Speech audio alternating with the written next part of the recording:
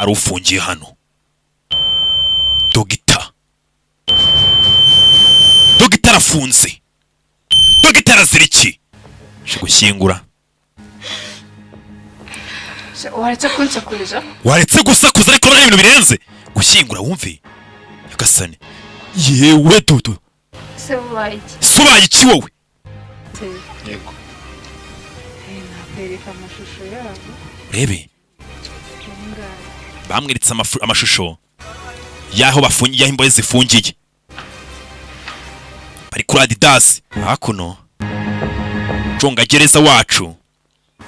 Mushyashya. None ntayo mutwe. Tangiye gusara. Ashakisha hose namubuze. Tangiye gupanika. Sinzi icyo gukora kakanye. Ubundi urenda utumutwe. Ibyo se wo bite? Rebe. Mukobwa. Rebe.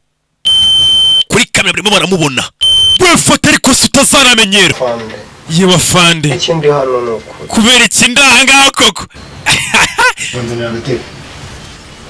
Sabiri rwose. Wese ni bya bindi bya kare. None se bya bindi bya kare bigikomeje. Ndaramuka amenye ko ari umuntu winjiye hano.